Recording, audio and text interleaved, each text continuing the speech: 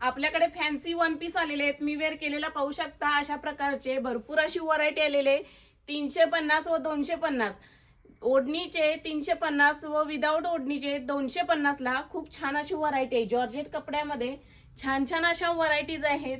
350 व 250 मध्ये छान व्हरायटी आहे। एक्सेल डबल एक्सेल साईज आहे, क्रश मध्ये सुद्धा कपडा आहे आणि जॉर्जेट मध्ये कपडा आहे।